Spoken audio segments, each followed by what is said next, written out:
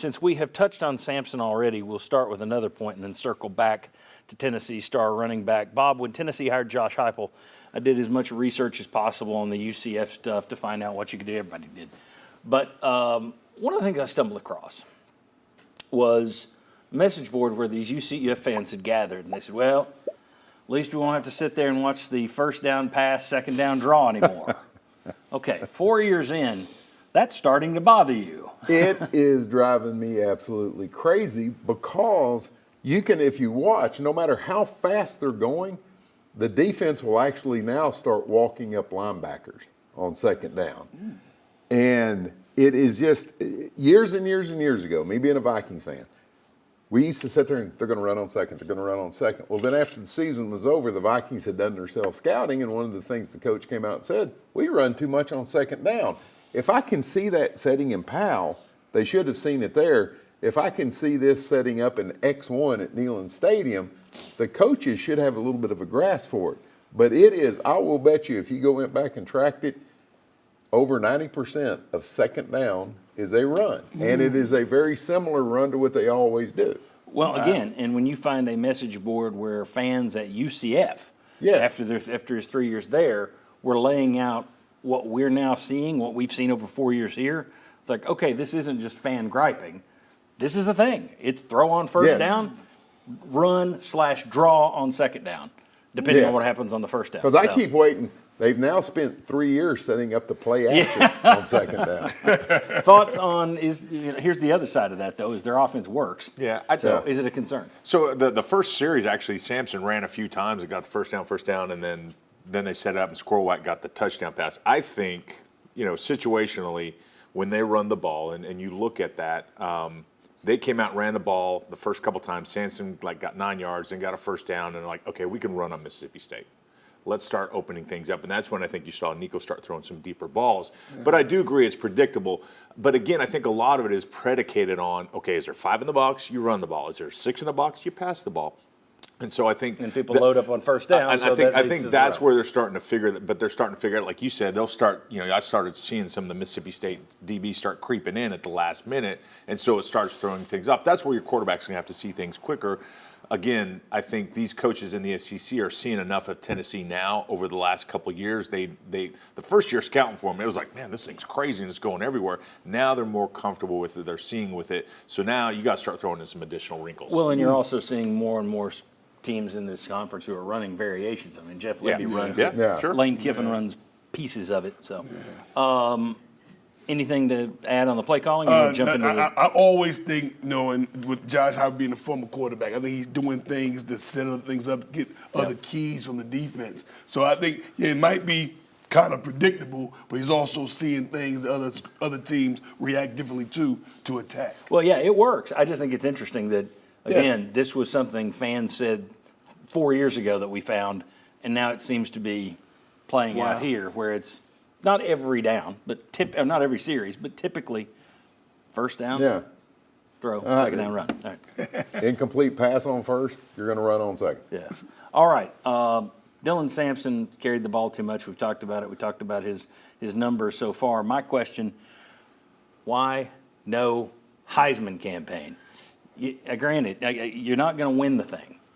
But you can get him to New York. You can get him in the top 5. Yeah. You can get him into New York. Yeah. As Josh Ward pointed out before the show, it could also help him get SEC Offensive Player of the Year if he's considered for the Heisman. Absolutely. It's also a recruiting tool. All right, Sterling, you're over there. Why aren't they doing it? Well, I have no idea. Look them right in the eye and criticize them. I don't know why they're not doing it, but his play absolutely says they should. And not only Tennessee, even the SEC should say something. I watched other networks. They talked about other people in the beginning of the season. This guy's been up for the Heisman. Well, he's fell off. They never mentioned Dylan Sampson. Yeah, you don't see a lot of it. Dylan Sampson's body of work in this 2024 season says elite. Give him his flowers. Give him his flowers. I think I saw something this week that he was number 8 in a poll with absolutely with nobody pushing him. And if you look at the guys in front of him, I don't think he would win it. But getting to New York, I almost see how if he keeps up last 3 games on the same pace he's at, I don't think he could help but get to New York. I mean, you've got a couple of other good running backs. They're Yeah. not doing it in the SEC. Yeah. No. You look at this league where it is top to bottom. Everybody's beating each man. other up. It's more NFL guys. It's Well- silly to me. He's not getting pushed. Shame on like UT not promoting this. They need to get in and promote this thing because you look at what he's done. He's over 1,000 yards. He's scored more touchdowns than anybody ever in the University of Tennessee's history.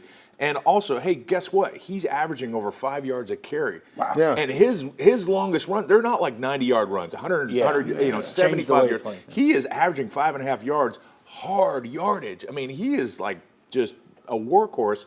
And it's really a shame and kind of disappointing that and they're if you not look, trying to push the guy. You look back at the stats you put up.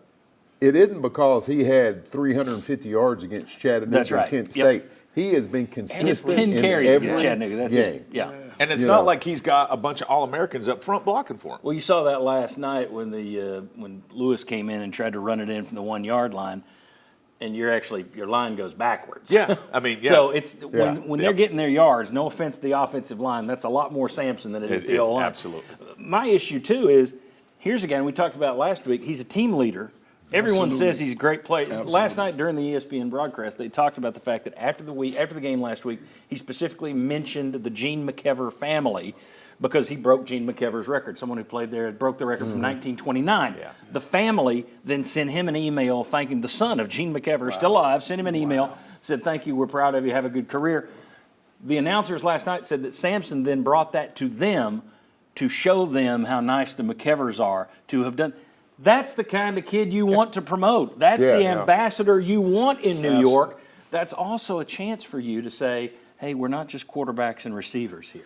And I want, It makes no sense not to promote it. and I also want to put pressure on the SEC network as a network because he's doing this in the SEC. Well, true, but it starts at Tennessee. This man is doing it in a conference when every team could potentially be in a bowl game this year. Well, and they're all every single team. and they're all loaded with NFL talent. Absolutely. Yeah. Absolutely. That should be. I had someone tell me that they thought, well, it may be because they got burned with Peyton Manning, and they felt they ran a bad campaign or did too much or did too little. It's like, well, that was a quarter century ago. How about we give it another that's shot? different. That's And I don't think you're going to win. I don't care about winning. It's a pat on the back for him. And it's also a recruiting tool. Absolutely. And UT, their marketing department's as good as any school in the country. Yes. If they started it even now, I think it'd look beautiful. I think they could do a great job with it. I just don't understand why they're Well, not. and he is in distance of breaking the SEC record. Wow. I mean, he might not get it with just who 3 was games. that? Derrick Henry. isn't it? Didn't he Henry. win the Heisman? Yeah. Oh, He's a pretty good player. Yeah. That's right. All right. When we come back, what's happened to Tennessee's run defense? We'll show you the numbers of all starting to miss Keenan Peely. Is it something else? Is it something Georgia's going to pay attention to? Come on back.